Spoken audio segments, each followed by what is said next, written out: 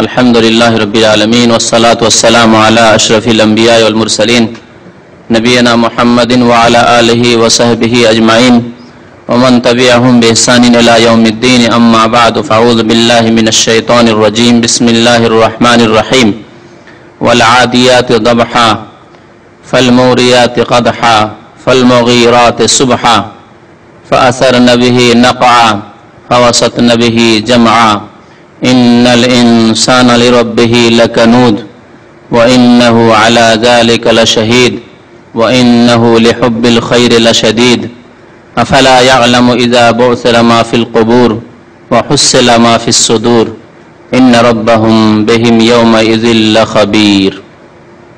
মহান আল্লাহর সমস্ত প্রশংসা, দরুদ ও সালাম নাজিল হোক প্রিয় নবী মুহাম্মদুর রাসূলুল্লাহ সাল্লাল্লাহু আলাইহি ওয়াসাল্লামের উপর। আল্লাহুম্মা সাল্লি আলাইহি আল্লাহুম্মা বারিক আলাইহি। আজকে তাফসীর হবে সূরাতুল আদিয়াত। এই সূরার নাম হচ্ছে সূরা আল আদিয়াত। নামকরণ হয়েছে এই সূরার প্রথম অক্ষরটিকে নিয়ে, আল আদিয়াত। আল্লাহ রাব্বুল আলামিন আল আদিয়াতের শপথ করেছেন। ওয়াল আদিয়াত, ওয়াও এখানে শপথের জন্য। ওয়াও যখন শপথের জন্য আসে তখন একে আরবি গ্রামারে হারফে জার বলা হয়। 17টি হারফে জার আছে, মানে যে অক্ষরগুলি যে কোনো কালেমার ওপর আসলে তখন সেই কালেমাটিকে, সেই অক্ষরটিকে জের দিয়ে থাকে, এজন্য হারফে জার বলা হয়। তাহলে কারণ বুঝতে পারলেন যে ওয়াও এর পরে আদিয়াতে আছে, ওয়াল আদিয়াতে দাবহা। আদিয়াতে কেন হলো? এই জন্য যে ওয়াও হচ্ছে হারফে জার। 17টি হারফে জারের একটি হচ্ছে ওয়াও। তো ওয়াওটি যখন শপথের অর্থ বহন করবে তখন সেটি হবে হারফে জার, এবং হারফে জার হওয়ার কারণে জের দেবে। তারপরে যে কালেমাটি আসবে, যে ওয়ার্ডটি আসবে, সে অক্ষরটি তাকে জের দেবে। তো ওয়াল আদিয়াত মানে শপথ করি আদিয়াতের। আদিয়াত কি পরে বলছি। তো শপথ করি এটি একটি কর্ম, তাই না? Fail, verb. তো এখানে ফেল কোথায়? অর্থ করছি ফেলের, অথচ ফেল নেই। যেমন অন্যান্য সূরাতে রয়েছে ওয়াশ-শামসে, সূর্যের শপথ করছি। শপথ করছি মানে উকসিমু, ফেল, ভার্ব, ক্রিয়া। তো ক্রিয়া কোথায়? ফেল তো নেই। এই জন্য মনে রাখতে হবে যে এখানে ওয়াও এবং আদিয়াতের মাঝখানে একটি ফেল উজ্জ্ব আছে, লুকায়িত আছে। আরবি ভাষায় অনেক লুকায়িত থাকে, অর্থে আসে কিন্তু লিখার প্রয়োজন হয় না। লিখার প্রয়োজন হয় না, লিখলেও চলে, না লিখলেও চলে। যেমন কখনো কখনো আল্লাহ লিখেছেন, আল্লাহ রাব্বুল আলামিন বলেছেন কসম শব্দটি বা শপথ শব্দটি, ফেলটি। যেমন লা উকসিমু বিয়াউমিল কিয়ামা, আমি কিয়ামতের দিবসের কসম করছি, ওখানে উকসিমু আল্লাহ বলেছেন স্পষ্ট। আবার অধিকাংশ জায়গায় বলেননি। ওয়াশ-শামসি ওয়াদুহাহা, ওয়াল কামারে, চাঁদের কসম, ওয়ান নাহারে, দিনের কসম, ওয়াল লাইলি, রাতের কসম। সবগুলিতে কোথাও উকসিমু আসেনি, কিন্তু অর্থ করছি, শপথ করছি, উকসিমুর অর্থ করছি। ওয়াল ফাজরে, ফজরের শপথ করছি, ওখানে উকসিমু আছে। তাহলে অধিকাংশ জায়গায় উজ্জ্ব আছে। তো আরবি ভাষার এই অলংকার, যে আরবি ভাষায় অনেক কথায় উজ্জ্ব থাকে কিন্তু অর্থে অবশ্যই চলে আসে। কেমন করে বুঝবো যে এখানে উজ্জ্ব আছে? এই শপথের একটি ফেল বা ভার্ব বা ক্রিয়া উজ্জ্ব আছে, কেমন করে বুঝবো? বোঝার জন্য ওয়াও শব্দ ওখানে রাখা আছে। ওয়াওটিকে বলা ওয়ায়ে কাসাম, শপথের ওয়াও। ওয়াও এসছে মানে এখানে কসমের ফেল বা ক্রিয়াটি উজ্জ্ব রয়েছে, লুকায়িত রয়েছে। যেমন এখন বর্তমান আরবরাও বলে, প্রাচীন যুগও বলতো আল্লাহ রাসূল জামানে ওয়াল্লাহে, বলে না? ওয়াল্লাহে, ওয়াল্লাহে মানে কি? আল্লাহর কসম, আল্লাহর কসম করছি। এর অর্থ হচ্ছে আল্লাহর কসম করছি বা আল্লাহর শপথ করছি। তো ওয়াল্লাহে মানে শুধু আল্লাহ আর ওয়াও দুটো জিনিস। তো এই আল্লাহর কসম করছি কোত্থেকে আসলো? এখানে আছে ওয়া উকসিমুল্লাহ বা উকসিমু বিল্লাহ, আমি আল্লাহর কসম করছি। তো এখানে ওয়াল্লাহে বলেন আর বিল্লাহে বলেন, যেভাবে বলেন না কেন, যখন কসম করবেন এখানে উকসিমু শব্দটি বা ফেলটি উজ্জ্ব আছে। ওই রকমই কোরআনে যত জায়গায় কসমের আয়াতগুলি আছে সেখানে কসমের ফেল যদি না থাকে তাহলে ফেলটি ওখানে উজ্জ্ব আছে, পুশিদা, বা অর্থ ধরে নিতে হবে। শব্দ নেই কিন্তু অর্থ ধরতেই হবে। এখানে ওই রকম ওয়াল আদিয়াতে আসলে ছিল ওয়া উকসিমু বিল আদিয়াতে। আল্লাহ বলছেন যে আমি কসম করছি, উকসিমু আকসামা থেকে উকসেমো ওয়াহিদ মুতাকাল্লিম, মুজারির সেগা ওয়াহিদ মুতাকাল্লিম, 14টি সেগা আছে, ফর্ম আছে। তো বর্তমান কালের আকসেমা থেকে ইউকসেমো, ইউকসেমো থেকে ইউকসেমো করতে ইউকসেমো ইউকসেমো মানে করতে করতে উকসেমো নুকসেমো, আমি কসম করছি উকসেমো, আমরা কসম করছি নুকসেমো। তো এখানে উকসেমো ফেলটি বা ক্রিয়াটি উজ্জ রয়েছে, আসলে ছিল উকসেমো বিল আদিয়াতে, আদিয়াতের আমি শপথ করি, আল্লাহ বলছেন। আদিয়াত কি জিনিস? আদিয়াত, আদিয়াত শব্দটি উৎপত্তি হচ্ছে আইন দাল ওয়াও থেকে, আদা ইয়াদু, আদা ইয়াদু মানে আরবিতে হয় দৌড় দেওয়া, দৌড় দেওয়া। ওয়াল আদিয়াতে, শপথ করছি কার? তাহলে আদিয়াত, আদিয়াতুনের বহুবচন। আবার অর্থ বুঝে নিলেন যে আইন দাল ওয়াও এর হচ্ছে মাদ্দা মানে ধাতু, এর অর্থ হয় দৌড় দেওয়া। আর আদিয়াতুনের, আদিয়াতুন মানে যে ব্যক্তি দৌড় দেয় বা যে জিনিস দৌড় দেয়, সে মানুষ হোক আর পশু হোক বা অন্য কিছু হোক না কেন, বা ফেরেশতা হোক বা জিন হোক, যে দৌড় দেয় তাকে আদি, আদি বা আদিয়াতুন বলে। আর ওর জামা হচ্ছে আদিয়াত, যখন একটা আলিফ বাড়িয়ে দিলেন আর তাকে লম্বা করে দিলেন তখন আদিয়াত বহুবচন জামা হয়ে গেল। তাহলে এটা হচ্ছে জামা, কি মনে রাখতে হবে? জামা। ওই রকমই ফালমুরিয়াত জামা, ফালমুগিরাত জামা, সবগুলো জামা বহুবচন। তাহলে কি অর্থ হবে? আমি কসম করছি, কসম যেহেতু ওখানে উজ্জ্ব আছে, আমি কসম করছি, দৌড় দেওয়ার অর্থ তাতে আছে, তাহলে চলমান, চলমান। আর আদিয়াত কি চলমান, এর তাফসির সংক্ষেপে বলা হয়েছে, তো কোরআন তো খুব সংক্ষেপে, এর তাফসিরে দুটি তাফসির করা হয়েছে, চলমান ঘোড়া অথবা চলমান উট। আর দাবাহান মানে দৌড় দিতে গিয়ে ঘোড়ার যে একটি আওয়াজ হয়, যখন ঘোড়া দৌড় দেয়, ঘোড়া গাড়িতে চেপেছেন, টমটম বলেন না কি বলেন আপনারা, এক্কা গাড়ি, ঘোড়া গাড়ি, ঘোড়ার গাড়ি বা টমটম, টাঙ্গা। ঘোড়া যদি নাও চেপে থাকেন তো ঘোড়ার গাড়ি যখন খুব দ্রুত বেগে চলে তখন একটি আওয়াজ হয়, পেটের ওর আওয়াজ হয়, আওয়াজ হয়, কারো মনে আছে? আওয়াজ হয় একটা। তো এটা যখন ওই শ্বাস প্রশ্বাসের আওয়াজ হয়, যখন দৌড় দেয় তখন একটা আওয়াজ হয়, পেটের ভিতর থেকে আওয়াজটা বের হয়। তো দাবহানের অর্থ হচ্ছে দৌড় দিলে যে শ্বাস প্রশ্বাসের একটা আওয়াজ হয়, একে বলা হয় দাবহান। এখন ওয়াল আদিয়াতে দাবহান পুরোটার অর্থ করেন। আল্লাহ কি বলছেন? আমি শপথ করছি ওই সব ঘোড়ার, ওই সব ঘোড়ার বা অশ্বরাজির, ঘোড়াকে কি বলে? অশ্ব, অশ্বরাজি বহুবচন। ওই সব অশ্বরাজি বা ওই সব ঘোড়ার যে ঊর্ধ্ব শ্বাসে চলমান হয়, ঊর্ধ্ব শ্বাসে ওই যে আওয়াজ হতে থাকে আর দ্রুত বেগে চলমান হয়, ঊর্ধ্ব শ্বাসে চলমান হয়। তো একসাথে দাবহানের অর্থ হয়ে গেল, দাবহান ঊর্ধ্ব শ্বাসে, দাবহান মানে ঊর্ধ্ব শ্বাসে, শ্বাস যখন উঠে তখন ওই আওয়াজটি হয়। তো ঊর্ধ্ব শ্বাসে চলমান অশ্বরাজির আমি শপথ করছি, বা ঊর্ধ্ব শ্বাসে চলমান ঘোড়াগুলির শপথ করছি, সহজ ভাষায় তরজমা। বুঝতে পারলেন? একটি তাফসীর। তাহলে আদিয়াত থেকে উদ্দেশ্য করেছেন আল্লাহ ঘোড়াগুলিকে, যে ঘোড়াগুলি ঊর্ধ্ব শ্বাসে চলমান হয়। কোথায়? রণক্ষেত্রে, যুদ্ধের ময়দানে, সে ইসলামের জিহাদের ময়দানে হোক বা বাতিলের জন্য যারা লড়াই করে তারাও ঘোড়াকে যুদ্ধের ময়দানে রণক্ষেত্রে ব্যবহার করতে প্রাচীন যুগ থেকেই। তো যখন যুদ্ধের ময়দানে ঘোড়া দৌড় দেয়, শত্রুদের উপর আক্রমণ করে, তখন ওই ঊর্ধ্ব শ্বাসে চলমান হয়। এই ঘোড়ার আল্লাহ শপথ করেছেন, যেহেতু এই ঘোড়া ইসলামের খেদমতে বড় ভূমিকা পালন করেছে, এই ঘোড়া ইসলামের খেদমতে জিহাদের ময়দানে বড় ভূমিকা পালন করেছে, জিহাদ ফি সাবিলিল্লাহ নবী কারীম সাল্লাল্লাহু আলাইহি ওয়াসাল্লামের জামানায়, তারপরে খোলাফায়ে রাশিদিনদের জামানায়। তাই আল্লাহ ওই ঘোড়াগুলির শপথ করেছেন। বুঝতে পারলেন? এখন সহজ ভাষায় একটি তাফসীর। এখন এই তাফসীরটিকে রেখে দেন, কিন্তু মনে রাখেন, ভুলবেন না। আর একটি তাফসীর হচ্ছে কি বললাম, যে ঘোড়া নয়, উট। আদিয়াত মানে যে উটগুলি দৌড় দেয়, যে উট দৌড় দেয়, ঘোড়ার মতো তার উট দৌড় দেয় না, কিন্তু উটের দৌড় উটের মতো, উটের দৌড় উটের মতো। যদি উট উদ্দেশ্য করা হয়, যেটি দ্বিতীয় তাফসীর, তাহলে কি অর্থ হবে? আমি শপথ করছি, ওগুলো সব ঠিক আছে, যেহেতু ওয়াও কসমের জন্য, শপথের জন্য। আমি শপথ করছি ওই সব উটের, ওই সব উটের যা ঊর্ধ্ব শ্বাসে চলমান হয় বা দৌড় দেয়, ঊর্ধ্ব শ্বাসে চলমান হয় বা দৌড় দেয়। তো উট ঊর্ধ্ব শ্বাসে চলমান হয় বা দৌড় দেয় কোথায়? হ্যাঁ, না এখানে যুদ্ধের ক্ষেত্রে নাই। যারা উটের তাফসীর করেছেন, ঘোড়া তাফসীর করেননি, তারা যুদ্ধের মাঠের কথা বলেননি, তারা বলেছেন হজের ময়দানে। হজের ময়দানে কোথায়? আরাফা থেকে মুজদালিফা, মুজদালিফা থেকে মেনা। নবী করিম সাল্লাল্লাহু আলাইহি সাল্লামের জামানায় যখন হজে সাহাবায়ে কেরাম গিয়েছিলেন তখন কিসে চেপে? উটে চেপে। তো উট যখন আরাফা থেকে মুজদালিফার দিকে ওই সন্ধ্যাবেলা মাগরিব হয়ে গেল, যারা হজ করেছেন জানেন, না হলে মুসলিম হিসেবে হজের মাসলা মাসাইল জানতে হবে আপনাকে।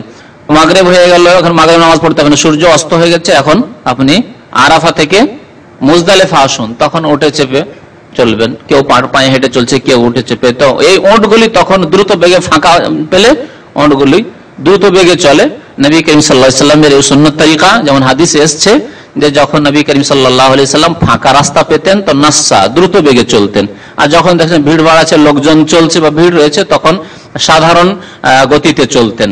কাউকে বলতেন না যে এই রাস্তা ছাড়ো, রাস্তা ছাড়ো, রাস্তা ছাড়ো, এলাইক এলাইক, রাস্তা হটো হটো হটো, সরো সরো, না, এই তরিকা নবী সাল্লাল্লাহু আলাইহি সাল্লামের নয়। যেমন অনেকের এই তরিকা রয়েছে, মানুষ চলছে ওর মধ্যে ওই বেল বাজিয়ে যাচ্ছে, মানে ও আগে যাবে না। নবী সাল্লাল্লাহু আলাইহি সাল্লামের আদর্শ হচ্ছে হজের মৌসুমে এইরকম, যে মানুষকে ধাক্কাধাক্কি করা নয়, সরানো নয়, যে রাস্তা ছাড়ো আমার উঠ যাবে, এই না। যখন খালি জায়গা পেতেন, রাস্তা খালি রয়েছে, তখন একটু দ্রুত বেগে চলতেন। যখন রাস্তা খালি নেই, তখন সাধারণ গতিতে চলতেন। তো যারা বলেছেন যে এখানে আদিয়াত থেকে আল্লাহ উটকে উদ্দেশ্য করেছেন, তারা বলছে যে এইটি হচ্ছে, এর সম্পর্ক হচ্ছে হজের কার্যাবলীর সাথে। যে আরাফা থেকে যখন মুজদালিফার দিকে প্রত্যাবর্তন করে, তখন উটগুলি ঊর্ধ্ব শ্বাসে চলমান হয়। সেই উটগুলি যেহেতু আল্লাহর নেক বান্দাদেরকে, যারা জয়ীফুর রহমান, আল্লাহর মেহমান অতিথি, তাদেরকে নিয়ে চলেছে, এই উটদের আল্লাহ শপথ করেছেন, এই উটদের আল্লাহ শপথ করেছেন। এই সূরা আদিয়াতের এই যে কয়েকটি আয়াতে শব্দগুলি খুব ভারী ভারী রয়েছে, কথা অল্প, কিন্তু তার তাফসীর অর্থ একটু ব্যাপক আছে। এই জন্য যদি মনোযোগ দিয়ে শুনে রাখেন, তারপরে যখন তাফসীরটা পড়বেন সহজ লাগবে। আর তাফসীরটাকে মজবুত করার জন্য নিয়ম হচ্ছে এই, যে আপনি এখানে পড়লেন, তারপরে বাসায় গিয়ে তাফসীরটা নিজে পড়বেন, দেখবেন বুঝতে আরো সহজ লাগবে। কিন্তু আপনি একাই যদি পড়তেন তো 5 বার 7 বার পড়বেন, তাফসীর বুঝতে পারবেন না কি বলতে চাইছি, কোনটা শব্দের অর্থ কি হইলো, কেমন ভাবে অর্থটা এরকম হয়ে গেল, ওয়াল আদিয়াতু দাবানের ফাল মুরিয়াতে কাদাহানের, বুঝতে পারছেন? এগুলো এই জন্য বলছি যে যারা ইলমকে বাড়াবেন, নিজের কোরআন এবং হাদিস সম্পর্কে জ্ঞানকে বাড়াবেন, তাদের পদ্ধতি হচ্ছে এইরকম, যে যেটা শুনলেন সেটাকে শুনেই রেখে দিয়েন না। শুনলেন এক কান দিয়ে, আর এক কান দিয়ে বেরিয়ে যাবে। শুনলেন, স্পষ্ট হয়ে গেল, এটা আজকে যেভাবে তাজা হয়ে রয়েছে একেবারে মগজে, কালকে আর থাকবে না, 10 দিন পর আর থাকবে না, ভুলে যাবে, আবার আর কিছুদিন পরে একেবারে সমান হয়ে যাবে, শোনা না শোনা বরাবর হয়ে যাবে। কথা বুঝতে পারছেন? তো এরকম যাতে না হয়, এই জন্য গিয়ে তাফসীরটাকে নিজে পড়বেন। তাহলে হবে কি, আপনার যে মগজে যে কথাটি রয়েছে তাফসীর ওইভাবে পাচ্ছেন, বা তাফসীরে তখন তাফসীর বুঝতে খুব সহজ হয়ে যাচ্ছে। তাফসীর যখন বুঝে নিলেন, তখন ভুলে গেল, আবার যখন 6 মাস 1 বছর তাফসীরটি পড়বেন, তখন আবার সব স্মরণে চলে আসবে, না আমি তো এইভাবে পড়েছিলাম, আর তাফসীর এভাবে লেখা আছে। বুঝতে পারছেন কথা? সংক্ষেপে তাহলে দুটি তরজমা বা তাফসীর করবেন। আল্লাহ বলছেন যে আমি শপথ করছি ওই সব অশ্বরাজির বা ঘোড়াগুলির যেগুলি ঊর্ধ্ব শ্বাসে চলমান হয়, দৌড়ায়। আর আরেকটি তাফসীর হচ্ছে কসম করছি, শপথ করছি ওই সব উটগুলির যেগুলি ঊর্ধ্ব শ্বাসে চলমান হয়। তো উট হলে আপনার হজের মাঠে বা হজের ক্ষেত্রে, আর যদি ঘোড়া হয় তাহলে রণক্ষেত্রে, যুদ্ধের ময়দানে। দুটি তাফসীর হলো, তার মধ্যে কোনটি বেশি সহি? দুটি তাফসীর করা যেতে পারে, যেহেতু মুফাসসিরিনরা সাহাবায়ে কেরামদের, সালাফদের জামানা থেকে এরকম দুই রকম তাফসীর করে আসছেন। আর একটি তাফসীর অন্য তাফসীরের বিরোধী নাই, সুতরাং দুটো তাফসীরকে সাব্যস্ত রাখা যেতে পারে। তবে অধিকাংশ মুফাসসিরিনগণ তাফসীর করেছেন ঘোড়ার তাফসীর দিয়ে, ঘোড়া দিয়ে তাফসীর করেছেন, যেহেতু ঘোড়ার সম্পর্কে নবী সাল্লাল্লাহু আলাইহি ওয়াসাল্লামের অনেক ফজিলতের হাদিস রয়েছে। হাদিস রয়েছে সহিহ বুখারীতে, আল খাইলু মাকুদুন ফি নওয়াসিহাল খায়র ইলা ইয়াউমিল কিয়ামাহ। ঘোড়ার লালন পালন করা বড় সওয়াবের কাজ, যদি সৎ উদ্দেশ্য নিয়ে কেউ লালন পালন করে। আল খায়রু মাকুদু ফি নওয়াসিহাল খায়র, ঘোড়ার ভাগ্যে, কপালে, নওয়াসি মানে কপাল, ঘোড়ার ভাগ্যে কল্যাণ লিখিত রয়েছে, ঘোড়ার ভাগ্যে কল্যাণ লিখিত রয়েছে ইলা ইয়াউমিল কিয়ামাহ, কিয়ামত পর্যন্ত। ঘোড়ার ভাগ্যে মানে ঘোড়া যে পোষে, ঘোড়াকে যে আল্লাহর দ্বীনের খেদমতে ব্যবহার করে, তাদের জন্য কল্যাণ লিখিত রয়েছে আল্লাহর পক্ষ থেকে। ঘোড়ার ক্ষেত্রে যুদ্ধে নবী করিম সাল্লাল্লাহু আলাইহি সাল্লাম যার কাছে ঘোড়া থাকতো তাকে 3 ভাগ দিতেন। জিহাদের ময়দানে গনিমতের মাল, যে কাফেরদের মাল ছেড়ে যে কাফেররা পলায়ন করলো যুদ্ধের ময়দান থেকে, তার গনিমতের সম্পদ বলা হয়। তো কাফেরদের ধন সম্পদ 3 ভাগ করা হতো, ঘোড়াওয়ালাদেরকে 3 ভাগ দেওয়া হয়তো। কেউ পায়ে হেঁটে জিহাদে গেছে 1 ভাগ পেল, সে তার নিজের ভাগ। আর ঘোড়া যার কাছে থাকতো, ঘোড়ার জন্য 2 ভাগ পেত, আর 1 ভাগ নিজের। আর যারা বলেছেন যে ঘোড়া নাই, তাদের একটি যুক্তি আছে, ঘোড়ার তফসির নয়, বরং এটা উটেরই তফসির করা উচিত। বলছি এ সূরা হচ্ছে মক্কি সূরা, তাই না? আর মক্কায় জিহাদ ফরজ হয়নি, জিহাদ মদিনায় এসে ফরজ হলো, তাহলে ঘোড়ার কথা কি করে হতে পারে? উটের কথাই হবে। এই কথা বলে যদি আপনি ওই মানে তফসির খণ্ডন করেন, তাহলে মক্কায় থাকাকালীন হজ ফরজ হয়নি, মুসলমানদের হজ ফরজ হয়নি, যদিও জাহিলিয়াতের জামানে কাফেররা হজ করতো, মুসলমানদের হজ ফরজ, হজ শেষ জামানে ফরজ মদিনার জীবনে, এই বলে ওদেরও খণ্ডন করা যাবে। তো উত্তর কি দেবেন যারা বলছে যে না জিহাদ তো ফরজ হয়নি, তাহলে ঘোড়ার তফসির করা ঠিক নয়? তাদের উত্তর এই দেওয়া হবে যে প্রাচীন জামানা থেকে হক বাতিলের লড়াই চলে আসছে। ঈসা আলাইহিস সালামের জামানে কি হক বাতিলের লড়াই ছিল না? মুসা আলাইহিস সালামের জামানে হক বাতিল, ফেরাউন আর মুসার লড়াই ছিল না? ছিল অবশ্যই। ইব্রাহিম আলাইহিস সালামের জামানে নমরুদ আর ইব্রাহিমের কি লড়াই ছিল না? তাহলে সব জামানাতে হক বাতিলের লড়াই থেকেছে। তো যারা হকের জন্য ব্যবহার করে ঘোড়াকে, তারা সওয়াব পেল, আর বাতিলের জন্য বাতিলপন্থীরা ঘোড়াকে ব্যবহার করতো, কিন্তু তারা তাদের জন্য বিপদ নিয়ে আসলো। এই ঘোড়া তাদের সওয়াবের কাজে আসলো না, বরং তাদের পতনের কাজে আসলো, জাহান্নামে যাওয়ার কাজে আসলো। এই হচ্ছে তাফসীর। ফাল মুরিয়াতে কাদহান, ফা মানে অতঃপর, ফা মানে অতঃপর, তারপরে ওই ঘোড়াগুলি বা ওই ওটগুলি কি করে? ফাল মুরিয়াতে কাদহান, ঘোড়া যখন চলে তখন দেখেছেন ঘোড়ার পায়ে খুর থাকে, নাল লাগানো থাকে, ওটা তো মানুষের লাগায়, কিন্তু এমনি খুর যদি সে দৌড় দেয় তো আগুন দেখা যায়, মনে হচ্ছে আগুন ছড়াচ্ছে। বিশেষ করে রাত্রে দেখা যায়, রাত্রে ঘোড়ার গাড়িতে আমরা চেপে দেখেছি টমটমে, তো দেখা যায় যে মনে হচ্ছে পা থেকে আগুন বেরোচ্ছে, পায়ের খুর থেকে আগুন বেরোচ্ছে। ওই কথাটিকে এখানে বলা হয়েছে, ঘোড়া যখন দ্রুত বেগে চলে জিহাদের ময়দানে তখন কি হয়? ফাল মুরিয়াতে কাদহান, তখন অগ্নি স্ফুলিঙ্গ, অতঃপর এই ঘোড়াগুলি কি করে? বা অশ্বরাজি অগ্নি স্ফুলিঙ্গ বিচ্ছুরিত করে। ফাল মুরিয়াতে কাদহান, কাদহান মানে আগুনের অগ্নি স্ফুলিঙ্গ, আগুনের টুকরো, আর মুরিয়াত মানে বিচ্ছুরিত করা। ফাল মুরিয়াতে কাদহান, অতঃপর সেই ঘোড়াগুলি কি করে? অগ্নি স্ফুলিঙ্গ বিচ্ছুরিত করে। ফাল মুগীরাতে সুবহান, আর ঘোড়াগুলি কি করে? ফাল মুগীরাতে সুবহান, ফা অতঃপর, মুগীরাত আগারা থেকে, এর মানে হয় আক্রমণ করা, হামলা করা, আক্রমণ করা। নবী করিম সাল্লাল্লাহু আলাইহি ওয়াসাল্লাম যখন কোন এলাকায় জিহাদের জন্য যেতেন তখন রাত্রে পৌঁছলে রাতের অন্ধকারে আক্রমণ করতেন না। রাতের অন্ধকারে আক্রমণ করে দেওয়া কাপুরুষের কাজ, প্রথম কথা, ঠিক না? রাতের অন্ধকারে সবাই ঘুমিয়ে আছে আর আক্রমণ করবেন আপনি, কাপুরুষের কাজ। ইসলাম কাপুরুষতা শেখায়নি, বীরত্ব শিখিয়েছে ইসলাম, বাহাদুরি শিখিয়েছে ইসলাম। আল্লাহর রাস্তায় ফি সাবিলিল্লাহ আপনি জিহাদ করছেন, মারলে গাজী আর মরলে শহীদ। নবী করিম মেরে ফিরে আসলেন, কাফেরকে মেরে যুদ্ধের ক্ষেত্রে জিহাদের ময়দান থেকে বাড়িতে ফিরে আসলেন, তো কি হয়ে ফিরে আসলেন? গাজী সাহেব হয়ে, যেমন হজ করে হাজি সাহেব আমাদের দেশের লোকেরা গাজী সাহেব ফিরে আসেন। উদ্দেশ্য হচ্ছে যে একজন মুমিন জিহাদের ময়দানে গেলে বিজয়ীর লাভ, সে যদি সেখানে মরে যায় তো লাভই লাভ, শহীদ হলো, শাহাদাত পেল। আর যদি মরণ আল্লাহ ভাগ্যে নির্ধারিত না করে, খালিদ বিন ওয়ালিদের মতো সারা জীবন লড়াই করে এসে বিছানায় এবার মারা যাচ্ছেন, তখন কান্না করছেন, হ্যাঁ তো গাজী, তারপরেও গাজী ইখলাস থাকলে মরণ রাখেনি আল্লাহ আপনার জিহাদের ময়দানে, শাহাদাত রাখেননি। আর যদি শহীদ হয়ে যান তো লস নাই যে ক্ষয়ক্ষতি হয়ে গেল, না, শহীদ হলো, শাহাদাত দরজা পেল। আল্লাহ শাহাদাতের বিরাট উঁচু মর্যাদা রেখেছেন। নবী সাল্লাল্লাহু আলাইহি ওয়াসাল্লাম কি করতেন? ফজর পর্যন্ত অপেক্ষা করতেন, ভোর হয়ে আসছে আজান হলো না, ফর্সা হয়ে যাচ্ছে আজান হলো না, তার মানে এরা মুসলমান নয়। তাহলে যেই গ্রামে আজান হয় না, যে মহল্লা, যে পাড়ার লোকেরা নামাজ পড়ে না, তারা মুসলমান বলে পরিচয় দিল না। তাই নবী করিম সাল্লাল্লাহু আলাইহি ওয়াসাল্লাম সাহাবায়ে কেরামরা তখন কি করতেন? হাদিসে আছে আগারা আলাইহিম, এই যে মুগীরাত থেকে, এই কথাটি দেখাবার জন্য হাদিসে আগারা শব্দটি ব্যবহার হয়েছে। আগারা থেকে মুগীরাত, ইসিম ফাইলের সিগা মুগীর, তখন হামলা করতেন, আক্রমণ করতেন। তো ফাল মুগীরাতে অতঃপর, আর সুবহান মানে ভোর, সকাল। সকালটা একটু আম, হ্যাঁ ব্যাপক, সকাল মানে ভোরকে বলা যেতে পারে, তারপরে সময়কে বলে। আর সুবহান একবারে মানে যেটা প্রত্যুষে বলে, হ্যাঁ একেবারে ভোরে, ফজর ফজর যেটি। ফাল মুগীরাতে সুবহান, অতঃপর সেসব ঘোড়া অশ্বরাজি কি করে? আক্রমণ করে। আক্রমণ করে কখন? সুবহান, ভোরে ভোরে। যেহেতু নবী করিম সাল্লাল্লাহু আলাইহি ওয়াসাল্লাম সাহাবায়ে কেরামদের নিয়ম ছিল ভোরে ভোরে গিয়ে আক্রমণ করা, রাতের অন্ধকার আক্রমণ করা নাই। অতঃপর সেসব অশ্বরাজি আক্রমণ করে থাকে সুবহান, ভোরে।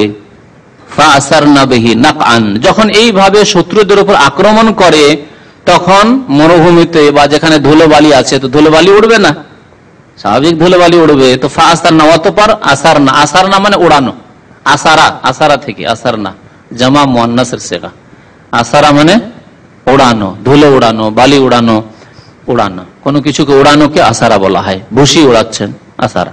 তো ফা আসার না বেহি নাকআন, নাকআন মানে গোবার, গোবার মানে ধুলো, নাকআন মানে ধুলো, ধুলো বালিকে নাকআন বলা হয়।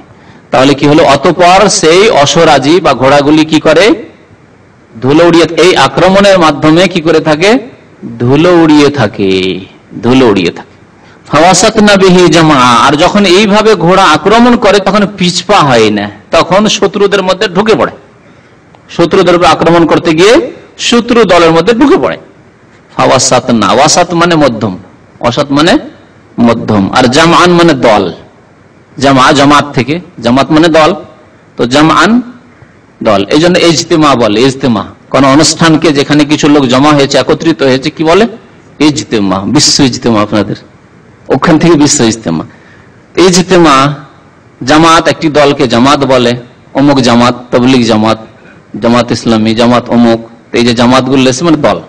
তো জামআন শব্দ আল্লাহ ব্যবহার করেছেন, ফাওয়াসাতনা বিহি জামআ, অতঃপর ফা সবসময় রাখবেন, ফা আলাদা, আর ওয়াসাতান, ওয়াসাতনা মুয়ান্নাসের সেগা, এটাও ফেল, মানে অতঃপর কি করে, ওই ঘোড়াগুলি শত্রু দলের, জামান মানে দল, শত্রু দল, জামান মানে এখানে শত্রু দল, শত্রু দলের মধ্যে কি করে, ঢুকে পড়ে, ওয়াসাতনা মধ্যখানে ঢুকে পড়ে, ওয়াসাতা, ওয়াসাত মানে মধ্য, আর ওয়াসাতনা মানে মধ্যখানে ঢুকে পড়া। অতঃপর এই ঘোড়াগুলি বা অশ্বরাজি শত্রু দলের মধ্যখানে ঢুকে পড়ে, মধ্যখানে ঢুকে পড়ে। এই চিন্তা করে না যে মধ্যখানে ঢুকে গেলে মরে যাবো, না, একবারে একাকার হয়ে গেছে, যখন লড়াই শুরু হয়ে গেছে একাকার হয়ে গেছে। হ্যাঁ, তারা বলছেন যে এই উট যখন দ্রুত বেগে চলে তো উটের তো এ হয় না, উটের ধাপ থেকে তো মনে হয় ইয়ে হয় না, তাই না, মানে অগ্নিস্ফুলিঙ্গ কি হয়, সম্ভবত হয় না। তো ওরা তাফসীর করেছে অন্যরকম। তখন তারা বলছে যে এতে এসে মুজদালিফা এসে তারা করতো কি, মাগরিব এশাটা পড়ে নিল, তারপরে কিছু খেতে হবে, তখন সবাই আগুন জ্বালাতো, আগুন জ্বালাতো, কিছু রান্না করবে সেজন্য আগুন জ্বালাতো। ফালমুরিয়াতে কাদহান, তো ওই দল, ওট মানে ওটের দল, ওটের সাথে যারা রয়েছে তারা করতো কি, আগুন জ্বালাতো।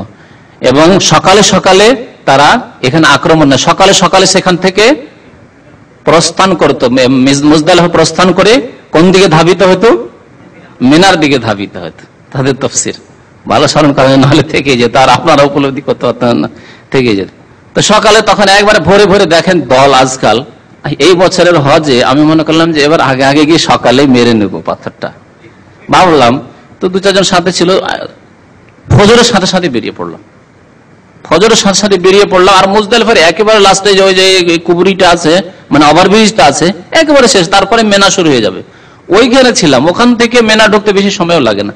তারপরেও দেখলাম যে এমন ভিড় রাস্তায় যে আমি ভয় পেয়ে গেলাম, না এই সময় আর যাওয়া যাবে না, ফিরে আসলাম।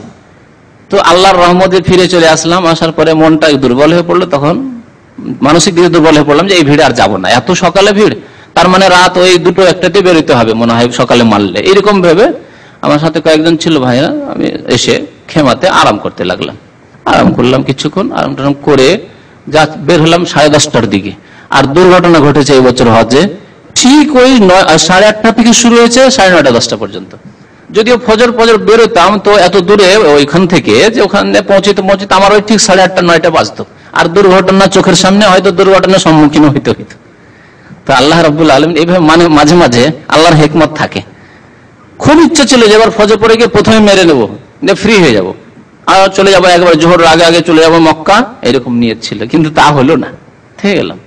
কেমন ভাবে মানুষের ঢেউ, ফালমুগীরাতে সুবহা, সকালে সকালে তারা ধাবিত হয় মিনার দিকে, এই তাফসীর হয়ে গেল তাদের। ফাআসারনা বিহি নাকা, এইভাবে যখন দলে দলে ধাবিত হয় সব, ফিরে আসে মিনার দিকে, তখন ধুলোবালি কত উড়ে। হ্যাঁ, ফাআসারনা বিহি নাকা, ফাওয়াসাতনা বিহি জামআ, আর সব দলের মধ্যে ঢুকে পড়ে পাথর মারার জন্য। এই হুড়াহুড়ি চলছে, মনে হচ্ছে এক লড়াইয়ের ময়দান। ফাওয়াসাতনা বিহি, এই তাফসীর তারা করেছে। আল্লাহ রাব্বুল আলামিন তাহলে উটগুলি শপথ করলেন যে উটগুলিকে সওয়ারির কাজে ব্যবহার করা হয় মরুভূমিতে, আর মরুভূমির জাহাজ। মরুভূমিতে এই উট ছাড়া কোনো জন্তু চলতে পারবে না, ঘোড়াও চলতে পারবে না মরুভূমিতে। উটের যে পায়ের পাতা রয়েছে তলা, একে আল্লাহ এত শক্তিশালী করেছেন, এত মজবুত করেছেন যে এর মধ্যে এই যোগ্যতা রয়েছে যে মরুভূমিতে চলাফেরা করতে পারবে এই পায়ের পাতা নিয়ে, না হলে ঘোড়ার পক্ষে সম্ভব না, মরে শেষ হয়ে যাবে। রবুল খালি বলা হয় আপনার এই আলহাসা থেকে শুরু করে দামম থেকে বেরিয়ে গেলে মরুভূমি আর মরুভূমি, এখান থেকে শুরু হলে একেবারে ওমানের বর্ডার, নজরান এইসব পর্যন্ত এই এলাকাটিকে রবুল খালি বলা হয়। কোনো জনবস্তি নেই, এমনকি রাস্তাঘাটও নেই তেমন। এই আলহাসা থেকে কাতারের বর্ডার পর্যন্ত মাত্র একটা রাস্তা আছে, আর অন্য কোনো রাস্তা নেই এদিক সেদিক যাওয়ার। মরুভূমি আর মরুভূমি এইসব এলাকায় প্রাচীন জামানায় কেউ যদি ভুল করে রাস্তা ভুলে, তখন তার মানে দিক ঠিক করার জন্য কোনো ব্যবস্থা ছিল না। যদি কেউ রাস্তা ভুলে গিয়ে এই মরুভূমিতে পড়ে যায়, যাব মদিনা বা মক্কা যাবো, আর ওই রাস্তায় চলে গেল, তাহলে সেও হালাক হয়ে যেত, তার ওটো হালাক হয়ে সব সেখানে শেষ হয়ে যেত। যখন একটু ঝড় উঠতো বা বাতাস বেশি একটু জোরে উঠতো, তখন ওট মানুষ সহ ঢেকে থেকে যেত মরুভূমিতে। প্রাচীন যুগের ইতিহাস এই রবুল খালির। এখনো সেই এলাকা রয়েছে, সেই এলাকায় কোনো রাস্তাঘাট নেই, জনবস্তিও নেই, বিস্তর এলাকা, একটা ছোটখাটো এলাকা নাই, রবুল খালি বলা হয়। রব মানে 1/4 তাহলে জাজিরার 1/4 এই অবস্থায় আছে এখন। জি, তারপরে আল্লাহ শপথ করে কি বলছেন, কি জন্য শপথ করলেন? এই জন্য যে কথাগুলি এখন বলা হচ্ছে, ইন্নাল ইনসানা লিরাব্বিহি লাকানুদ ওয়া ইন্নাহু আলা যালিকা লাশাহিদ ওয়া ইন্নাহু লিহুব্বিল খাইরি লাশাদীদ। এই কথাগুলির উপর আল্লাহ শপথ করেছেন। এগুলিকে বলা হয় আরবি ভাষায় জওয়াবে কাসম। শপথ করলেন, আর যার উদ্দেশ্যে শপথ করা হলো যে কথার কারণে, সেটাকে জওয়াবে কাসম, কসমের উত্তর বলা হয়, জওয়াবে কাসম। যেমন আপনি কসম করলেন, আল্লাহ শপথ করছি, এটি হলো কসম, আমি তোমার সাথে কথা বলবো না, তোমার সাথে খাবো না, এটি জওয়াবে কাসম। এই জন্য আপনি কসম করলেন। তো আল্লাহ কি জন্য এখানে কসম করেছেন? এই কথাটি বলার জন্য, মজবুত করে। ইন্নাল ইনসানা লিরাব্বিহি লাকানুদ, ইন্না নিশ্চয়ই, আল ইনসান মানুষ, আর আল যেহেতু লাগানো আছে সমস্ত মানুষ, আসলে সমস্ত মানুষ, মানুষ হিসাবে। তবে আল্লাহ যাদেরকে বাঁচিয়েছেন, কাদেরকে বাঁচিয়েছেন তাদের কথা সূরা আসরে তাফসীরে শুনেছেন, ইল্লাল্লাযীনা আমানু ওয়া আমিলুস সালিহাত ওয়া তাওয়াসাউ বিল হাক্কি ওয়া তাওয়াসাউ বিস সাবর। 4টি গুণ বলবেন না, এই 4টি গুণ যদি কারোর মধ্যে থাকে সে হচ্ছে সফল কাম, না হলে ক্ষতিগ্রস্ত। 4টি গুণ যদি না থাকে, ওখানে ক্ষতিগ্রস্ত বলা হয় সূরা আসর, এখানে বলা হয়েছে কৃতজ্ঞ, অকৃতজ্ঞ, না শুকর বান্দা, শুকর গুজার নয়, আল্লাহর শুকরিয়া আদায় করে না। তো আল্লাহ বলছেন ইন্নাল ইনসান, নিশ্চয় মানুষ, লিরাব্বিহি লাকানুদ, তার পালনকর্তার কি করে, অকৃতজ্ঞ হয়। কানুদ মানে অকৃতজ্ঞ হওয়া, কৃতজ্ঞতা করা। এর ওপর মানে মানুষ যে অকৃতজ্ঞ, কৃতজ্ঞ, এর ওপর আল্লাহ সাক্ষী রয়েছেন। আল্লাহ সাক্ষী রয়েছেন মানে আল্লাহ প্রত্যক্ষ করছেন সবকিছু, সব খোঁজ খবর আছে। আপনার গোপনীয় ব্যাপার হোক, গোপনে আপনি নাশুকরি করেন, পাপ করেন, আর খোলাখুলি করেন, মনে আপনার কালিমা থাক, মুনাফিকি আর কপটতা ভরা থাক, কুফরি আর শিরক ভরা থাক, সবকিছুই আল্লাহ রাব্বুল আলামিন জানছেন। আল্লাহ সাক্ষী রয়েছে, আল্লাহ সাক্ষী না, সবকিছুর আল্লাহ সাক্ষী রয়েছেন। কাল কিয়ামতে আল্লাহ বলবেন, দেখো তুমি তো জাতিতে মুসলমান কিন্তু অন্তরে নিফাক ছিল। আল্লাহ, আমি তো মুসলমান, আমার বাবা মুসলমান, তোমার অন্তরের খবর আমি রাখি। ইন্নাহু আলিমুন বিযাতিস সুদূর, তোমার মনের কথা জানি। তো মানুষকে ধোঁকা দিয়েছো, তুমি মুনাফিক ছিলে, তোমার অন্তরে শিরক ঢুকানো ছিল, আমার ভালোবাসা ছিল না, আমার ইবাদত তোমার অন্তরে ছিল না, পীর ওলি আউলিয়া তোমার অন্তরে ঢুকানো ছিল, মুশরিক ছিলে তুমি। ওয়া ইন্নাহু আলা যালিকা লাশাহীদ ওয়া ইন্নাহু লিহুব্বিল খাইরি লাশাদীদ। আর নিঃসন্দেহে মানুষ, এখানে মানুষ ডেফিনেট, এখানে আল্লাহর কথা নেই। তাহলে ওই আগের আয়াতটিতে আল্লাহ হলেও তাফসীর ঠিক রয়েছে, আর মানুষের তাফসীর করলেও ঠিক রয়েছে। আর এখানে ওয়াইন্নাহু, আর নিঃসন্দেহে বা নিশ্চয় সে মানে মানুষ, লিহুব্বিল খাইরি, হুব্বুন মানে ভালোবাসা, লাম মানে জন্য, হুব্বুন মানে ভালোবাসা, খাইর মানে কল্যাণ বা ভালো। কিন্তু খাইরের তাফসীর ব্যাখ্যা অধিকাংশ আয়াতগুলিতে ধন দিয়ে করা হয়েছে। খাইর মানে দুনিয়ার খাইর, ধন, টাকা পয়সা, ধন সম্পদ, জমি জায়গা। লাশাদীদ, লাম তাকিদের জন্য, আর শাদীদ মানে কঠোর, শক্ত। শাদীদ মানে কঠোর বা শক্ত, প্রবল। তো ইন্নাহু লিহুব্বিল খাইরি, নিশ্চয় নিশ্চয় নিশ্চয় নিশ্চয় দুবার এই জন্য করলাম যে ওখানে লাশাদীদ আছে, লাম আছে, একসাথে করে দিলাম। নিশ্চয় নিশ্চয় মানুষ, লিহুব্বিল খাইরি, ধন সম্পদের ভালোবাসায়, ধন সম্পদের আসক্তিতে কি মত্ত বা কঠোর, বড় শক্ত, পাগল তার জন্য, একেবারে ধন সম্পদের জন্য মন ভরছে না। যতই টাকা হয়ে যাক না কেন মন ভরছে না, সত্যি কথা। কথা সত্যি, প্রত্যেক মানুষের আপনি যদি 20 বছর আগের আপনার ইতিহাস স্মরণ করেন, আমার ব্যক্তি জীবন অভিজ্ঞতায় মনে হচ্ছে, মনে করতেন 10-20 হাজার টাকা হইলে যথেষ্ট, আর কি প্রয়োজন। কিন্তু লাখ লাখ টাকা হয়ে যায়, মনে হচ্ছে মন ভরছে না, ওহ এই হয়েছে, আরেকটা হইতো, আরো কিছু হইতো, আরো কিছু একটা বাড়ি করতাম, তো গ্রামে বাড়িটা হয়তো শহরে করতাম, মন ভরবে না, মানুষের মন ভরবে না। লিহুব্বিল খায়র, ধন সম্পদের ভালোবাসায় মানুষ হচ্ছে কি প্রবল, একবারে খুব বেশি আসক্তি রয়েছে মানুষের, এটি হচ্ছে মানুষের প্রকৃতি।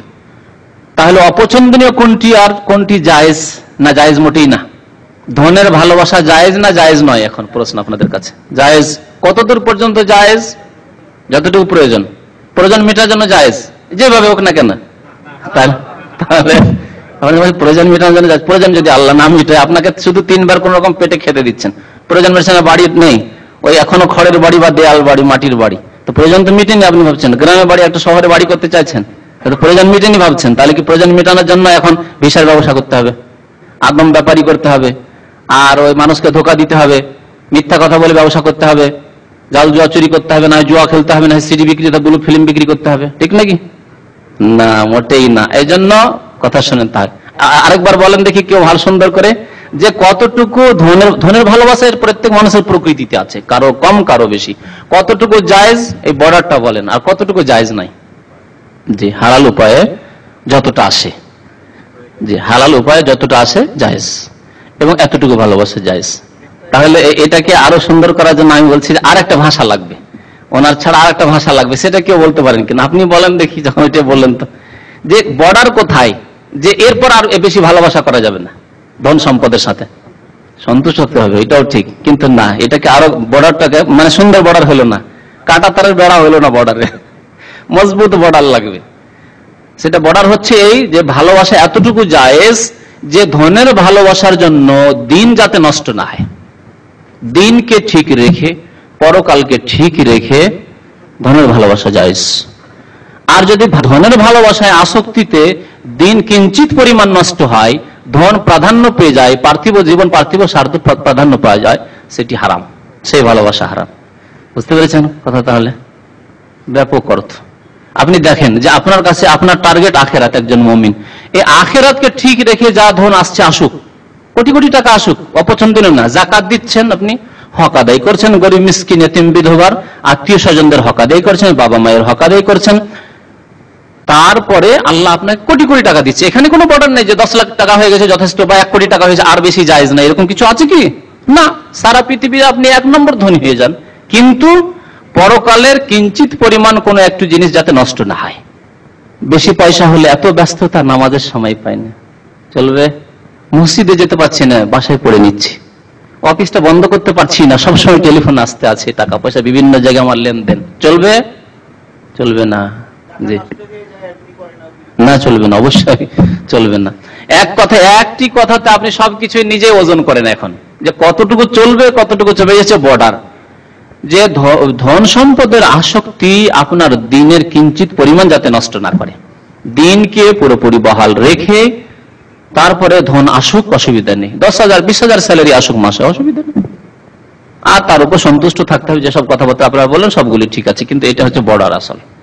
তো ইন্নাহু লিহুব্বিল খায়রি লাশাদীদ, নিঃসন্দেহে মানুষের প্রকৃতি হচ্ছে যে ধন সম্পদের আসক্তিতে বড় প্রবল, মেতে রয়েছে। তারপরে আল্লাহ উপদেশ দিচ্ছেন মানুষকে, কত আল্লাহ তিনি রহিম, দয়াবান, দয়ালু, যে উপদেশ দিচ্ছেন। আফালা ইয়ালামু, মানুষ কি চিন্তা করে না, জানে না? ইয়ালামু, আলেমা ইয়ালামু মানে জানা, উপলব্ধি করা। তো আফালা, আ মানে কি, লা মানে না, তো কি মানুষ জানে না? ইযা বুসিরা মাহফিল কুবুর, যখন উত্থিত করা হবে, বুসিরা মানে উত্থিত করা, আসলে বাসারা বলা হয় কোন জিনিস ঢাকা রয়েছে, তারপরে আপনার মাটিটিকে সরিয়ে বাসারা, এই মাটি সরালেন, এটা হচ্ছে বাসারা, তারপরে যা ছিল মাটির তলে তা উঠালেন, একে বাসারা বলা হয়। তো কবর থেকে মানুষকে যা উঠানো হবে, যেদিন কিয়ামত কায়েম হবে আল্লাহর আদেশে, একে আল্লাহ বলেছেন বুসিরা। আফালা ইয়ালামু, মানুষ কি জানে না? ইযা বুসিরা, যখন উত্থিত হবে, উঠানো হবে, মাহফিল কুবুর, যা কিছু কবরে রয়েছে, কবরে যে কবরস্থ রয়েছে, যে উঠানো হবে, সেই সময় বা সেই লোকের কি হবে এ সম্পর্কে কি জানে না? বিশ্বাস নেই, জ্ঞান দেওয়া হয়নি, তখন হিসাব নিকাশ হবে, জবাবদেহি করতে হবে। আফালা ইয়ালাম, এই সম্পর্কে জ্ঞান নেই। তাহলে তখন যে জবাবদেহি করতে হবে, ধন সম্পদের আসক্তি যদি প্রবল থাকে আর তার জন্য আপনি দিনকে একেবারে নষ্ট করে দেন, আপনি আপনার নামাজ, ইবাদত, বন্দেগী, আপনার হালাল হারাম সব একাকার হয়ে যায়, তাহলে জবাব দিতে হবে, কবর থেকে উঠতে হবে। এই কি চিন্তা নেই? আল্লাহ উপদেশ দিচ্ছেন, আফালা ইয়ালাম, সে কি জানে না? মানে মানুষ কি জানে না? এজা বসেরা, যখন তাকে উত্থিত করা হবে, যখন উত্থিত করা হবে মাহফিল কবর, যা কিছু কবরে রয়েছে, মানে কবরে যে ব্যক্তি রয়েছে তাকে উঠানো হবে এবং হিসাব নেওয়া হবে। তাহলে হিসাবের কথা আল্লাহ স্মরণ করিয়ে দিচ্ছেন। হিসাবের কথা যদি স্মরণ থাকে তাহলে হারাম খেয়ে মরতে পারি না, হারাম খেয়ে মরবো, নামাজ না পড়ে মরবো। আর প্রথম প্রশ্ন হবে যে নামাজের হিসাব দাও। মানুষের হকের ক্ষেত্রে খুন সম্পর্কে হিসাব হবে, জুলুম অত্যাচার সম্পর্কে হিসাব হবে, টাকা পয়সা সম্পর্কে হিসাব হবে, কোথা থেকে তোমার আসলো আর কোথায় ব্যয় করলে। জি, আল্লাহ স্মরণ করিয়ে দিচ্ছেন, আফালা ইয়ালাম ইযা বু'থিরা মা ফিল কুবুর। তাহলে কবরে যা আছে এটা মাটির তলায় আছে, মাটির তলা থেকে উত্থিত করা হবে, এই একটি কথা আল্লাহ বললেন। আর একটি কি বলছেন? ওয়া হুসসিলা মা ফিস সুদূর, এবং অর্জিত হবে, হাসালা থেকে হাসিল হওয়া মানে অর্জন করা, ওয়া হুসসিলা মানে অর্জন করা, অর্জন করানো হবে, মজহুল। ওয়া হুসসিলা অর্জিত হবে বা অর্জন করা হবে বা বের করা হবে, সহজ ভাষায় করেন যে বের করা হবে, মা ফিস সুদূর, যা কিছু অন্তর রয়েছে। সাদারের বহু বচন, সাদার মানে বক্ষ, বুক, বক্ষকে সাদার বলে, সুদূর। তো যা কিছু মানুষের অন্তর রয়েছে তা কি করা হবে? বের করা হবে, প্রকাশ করা হবে। কবর থেকে উত্থিত করা হবে মানুষকে হিসাব নিকাশের জন্য, আর অন্তরে যা কিছু রয়েছে তা প্রকাশ করা হবে, বের করে দেওয়া, খুলে রেখে দেওয়া হবে। দুটি কথাতে মিল রয়েছে। কবরে ছিল, ঢাকা ছিল, উত্থিত করা হলো। অন্তরে ছিল, ঢাকা ছিল, পৃথিবীতে বোঝা যাচ্ছিল না যে কে মুনাফিক, কে মুশরিক। সব জাতিতে মুসলমান, যত দেখছি এরা মুসলমান। বাংলাদেশে কত পার্সেন্ট মুসলমান? 90% মুসলমান। হ্যাঁ, সৌদি আরবে কত মুসলমান? 100% মুসলমান। কিন্তু এর মধ্যে যে কত আগাছা আছে, নাস্তিক আছে, মুনাফিক আছে, হয়তো মুশরিক আছে, যার অন্তরের সম্পর্ক, তার কিবলা হচ্ছে পীর, তার কিবলা হচ্ছে মাজার, হ্যাঁ, তার কিবলা হচ্ছে সেকুলারিজম, জাতীয়তাবাদ, এগুলি হচ্ছে তার কিবলা, এগুলি হচ্ছে তার ধ্যান ধারণা, বিশ্বাস। এগুলি আমরা জানতাম না, সবকে জানতাম মুসলমান কে, এই নেতা মুসলমান, এই লোক মুসলমান, ঠিক না? তাহলে পৃথিবীতে গোপনে ছিল, যেমন কবরে যে আছে গোপনে আছে, কিচ্ছু জানি না, কবর থেকে উঠানো হবে তাকে হিসাব নিকাশের জন্য, তার অবস্থা সম্পর্কে আমরা জানি না। ঠিক তেমনি মানুষের অন্তরে যে কি আছে আমরা জানি না। বাহ্যিক দেখছি লোকটি ভালো, কিন্তু ভেতরে যে কি ছিল আল্লাহ ভালো জানেন। আল্লাহর লিস্টে সে মুসলিম কিনা সে আল্লাহ ভালো জানেন। এটা কখন প্রকাশ পাবে? কাল কিয়ামতে, কবর থেকে যখন উঠবে, ওয়া হুসসিলা মা ফিস সুদূর, অন্তরে যা কিছু আছে তা প্রকাশ করে দেওয়া হবে। এই জন্য বিদাতি চমকিবে, এই ওযুর অঙ্গগুলি তে চমক থাকবে, যেহেতু ওযু করেছেন, নবী সাল্লাল্লাহু আলাইহি ওয়াসাল্লাম বলেছেন যে ওযুর অঙ্গগুলি তে চমক থাকবে, আর তাদেরকে দেখে চেনবো, তো বিদাতিকে চেনা যাবে। এরা হাউজে কাউসারে পানি পান করার জন্য আসবে, নবী কারীম সাল্লাল্লাহু আলাইহি ওয়াসাল্লাম বলবেন আসতে দাও, ফেরেশতারা এদেরকে তাড়াবে, তাদেরকে পিটিয়ে তাড়াবে, পাগল। যেমন ওই দেখেছেন কোন জায়গায় যদি কোনো ঘটনা ঘটে আর পুলিশ পাহারা দিয়ে রয়েছে আর লোকেরা ভিড় করে দেখতে যায়, তখন কেমন পিটুনি দিয়ে তাড়ায়, তো এরকম পিটুনি দিয়ে তাড়াবে এই বিদাতিদেরকে, যারা বিদাত করেছে, ধর্মের নামে, দিনের নামে নতুন কাজ করেছে। তখন নবী কারীম সাল্লাল্লাহু আলাইহি ওয়াসাল্লাম দেখবেন যে এদের ওযুর অঙ্গগুলি চমকিছে, তখন বলবেন যে ও সাহাবী, এরা আমার সঙ্গী, আসতে দাও। তখন ফেরেশতারা কি বলবেন? ইন্নাকা লা তাদরি মা আহদাসু বাদাক, সহিহ বুখারীর হাদিস। হে নবী, আপনি জানেন না। তাহলে বুঝাচ্ছেন নবী গায়েব জানতেন না, সবকিছু অদৃশ্যের খবর জানতেন না, অদৃশ্যের সব খবর আল্লাহ ছাড়া কেউ জানেন না। ইন্নাকা লা তাদরি, হে নবী আপনি জানেন না, মা আহদাসু বাদাক, আপনার পরে এরা কি কাজ করেছে। কি আহদাসু মানে নতুন নতুন কাজ করেছে, শুধু কাজ করা নাই, নতুন নতুন কি কাজ করেছে যা আপনি করেননি, আপনার সাহাবীরা করেন, আপনার খলিফারা করেন। মা আহদাসু বাদাক। তখন নবী কারীম সাল্লাল্লাহু আলাইহি ওয়াসাল্লাম কি বলবেন? যে যাক, মাফ করে দাও, আসতে দাও। বলবেন কি বলবেন? ফাসুহকান, দূরে তাড়িয়ে দাও, লিমান গায়্যারা বাদি, আমার পরে যারা সঠিক দিন, সত্য দিন, ইসলামকে পরিবর্তন করে দিয়েছে, গায়্যারা চেঞ্জ করে দিয়েছে, বিকৃত করে দিয়েছে। আসল ইসলাম তাদের কাছে নেই। মারিফত, তরিকত, মুজাদ্দিদি, তো নকশবন্দি, তো চিশতি, তো কাদেরি, এই দল তো ওই দল, এতগুলি লেভেল যাদের হয়ে গেছে, তাড়িয়ে দাও এদেরকে। কিন্তু বাহ্যিক আমরা জানি সব মুসলমান, কিন্তু কেমন মুসলমান, অন্তরে যে কি রয়েছে, অহস্সিলা মা ফিস সুদূর, যেদিন কবর থেকে উঠবে সেই দিন অন্তরে যা কিছু মানুষের রয়েছে তা প্রকাশ করে দেওয়া হবে। ওয়াহুসসালামা ফিস সুদূর। তারপর আল্লাহ বলছেন ইন্না রাব্বাহুম বিহিম ইয়াউমাইযিল লাখাবীর। কেমন করে প্রকাশ করে দেওয়া হবে? পৃথিবীতে অন্তরে থেকে গেল, প্রকাশ পেল না, ভিতরেই থেকে গেল। ভিতরে জিনিসকে প্রকাশ কেমন করে করা হবে? কিসের ভিত্তিতে?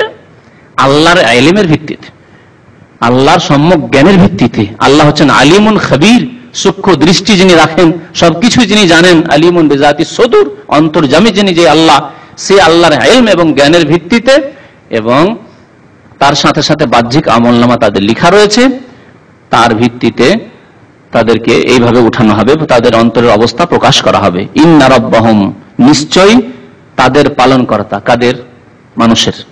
মানুষের পালনকর্তা। বেহিম, তাদের সম্পর্কে, বেহিম মানে তাদের সম্পর্কে, ইয়াউমাইযিন, সেই দিন মানে কাল কিয়ামতে, লাখাবীর, সূক্ষ্ম দৃষ্টি রাখবেন, সবকিছু খবর রাখেন। সেই দিন সবকিছু খবর রাখেন, কে কোথায় আছে, কি অবস্থায় এসছে, পৃথিবীতে তার কি অবস্থা ছিল, তার রেজাল্ট কি আছে, ফলাফল কি আছে, আর কোথায় লুকাচ্ছে নাকি, সব খবর আছে। কেউ চোখের আড়ালে পালাতে পারবে না। ইন্না রাব্বাহুম বিহিম ইয়াউমাইযিল লাখাবীর। আল্লাহ রাব্বুল আলামিন সেই দিন প্রত্যেককে তার আমল অনুযায়ী, তার অন্তর এবং তার আমল অনুযায়ী বদলা দেবেন, প্রতিদান দেবেন। তাহলে মনে রাখতে হবে যে সবচেয়ে গুরুত্বপূর্ণ হচ্ছে মানুষের অন্তর, মানুষের কলব। অন্তরকে পরিষ্কার রাখতে হবে। ঈমান দিয়ে কুফরিকে তাড়াতে হবে, সরাতে হবে। ঈমান ইসলাম দিয়ে শিরককে তাড়াতে হবে। ঈমান ইসলাম দিয়ে ভর্তি করে নিফাক, কপটতাকে তাড়াতে হবে। ঈমান ইসলাম এবং মুসলিম ভাইদের দরদ দিয়ে হিংসা, বিদ্বেষ, শত্রুতা এসবকে তাড়াতে হবে, সরাতে হবে। অন্তরকে পরিষ্কার করতে হবে। নিয়তে খুলুসিয়াত নিয়ে আসতে হবে, লিল্লাহিয়াত নিয়ে আসতে হবে। আল্লাহ সন্তুষ্টির জন্য যে কোনো কাজ করতে হবে। একজন লোক বাহ্যিক দৃষ্টিতে দেখলাম, আরেকটি উদাহরণ দিই, যে মাশাআল্লাহ একটি ইসলামিক সংগঠনের নেতৃত্ব দিলেন 30 বছর 40 বছর ধরে, আর মাশাআল্লাহ তার অনেক খেদমত আছে, আর পত্র পত্রিকাতে অনেক কিছুই লেখা হলো যে তিনি এই করেছেন, ইসলামিক চিন্তাবিদ ছিলেন, তো এই ছিলেন, সেই ছিলেন, অনেক কিছুই। কিন্তু তার অন্তরের খবর আমরা রাখি না।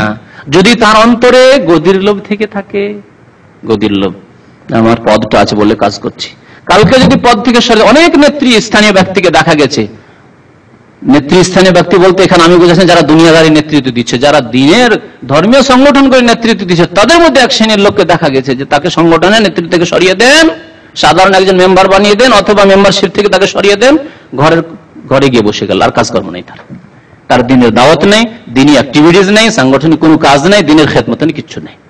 তাহলে এতদিন কার জন্য কাজ করছিল? আল্লাহর জন্য না নিজের জন্য? বলেন। এটা দুনিয়াতে ধরে প্রকাশ পেল না, আমরা বলতে পারবো যেহেতু অন্তরের খবর নেই আমাদের কাছে। কিন্তু কাল কিয়ামতে ওয়াহুসসালা মা ফিস সুদূর, অন্তরে যা আছে তা প্রকাশ পেয়ে যাবে। কি অন্তরে ছিল?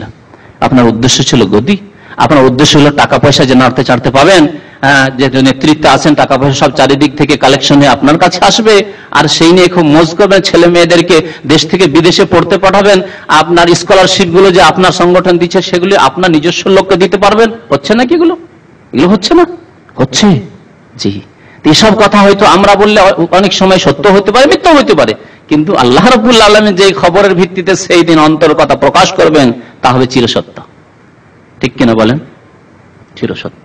সুতরাং সাবধান, প্রথম অন্তরের ক্ষেত্রে সাবধান, অন্তরকে পরিষ্কার করুন, খুলুসিয়াত নিয়ে আসুন, আল্লাহর সন্তুষ্টির উদ্দেশ্য রাখুন, তারপরে আমল লাগবে। আমল ছাড়াও আবার হবে না। এক শ্রেণীর ফাসেকরা, বিধর্মী লোকেরা বলে আমি যদি আমল করি না, নামাজ পড়ি না, কিন্তু অন্তর পরিষ্কার। অন্তর পরিষ্কার মানে তোমার অন্তরে সবচেয়ে বড় ভেজাল আছে, আকীদাই নেই, বিশ্বাস নেই যে পরকালে প্রথম প্রশ্ন হবে নামাজ সম্পর্কে। বড় ভেজাল, মুনাফিক তুমি, মৃত্যুক। এইরকম আমাদের দেশের নাস্তিক লোকেরা, সেকুলার লোকেরা, বিধর্মী লোকেরা, কিছু শিক্ষিত, দুনিয়ার শিক্ষিত, কিন্তু ইমান আমান তাদের অন্তরে নেই। তারা এই ধরনের কথাবার্তা বলে যে আমি বেশি ওইসব না করতে পারলেও আমার অন্তর ঠিক আছে। মোটেই অন্তর তা ঠিক নেই। অন্তরে প্রথম ইমান লাগবে, শিরককে তাড়াতে হবে, নেফাককে তাড়াতে হবে, আর ইমান লাগবে প্রথম। ইমান কোথায় তোমার? পরকালে ইমান আছে, জবাবদিহির চিন্তা আছে, কবরের প্রশ্নের চিন্তা আছে তোমার, তাহলে আমল কেন নেই? সুতরাং আমলের গুরুত্ব কমে যাচ্ছে না। নিয়ত পরিষ্কার করার অর্থ এই না যে আমলের গুরুত্ব কমে গেছে, আমলের গুরুত্ব আপন জায়গায় ঠিক আছে, আর তার সাথে সাথে প্রথম নিয়ত পরিষ্কার করতে হবে। নিয়ত যদি পরিষ্কার না থাকে তাহলে 40 বছর ধরে দিনের খেদমত করলেন, কোনো কাজে আসবে না, আপনার কোনো কাজে আসবে না। এই খেদমত সব চলে যাবে জাহান্নামে আপনার সাথে। সাল্লাল্লাহু আলা নবিয়িনা মুহাম্মদ ওয়া আলা আলিহি ওয়া সাহবিহি।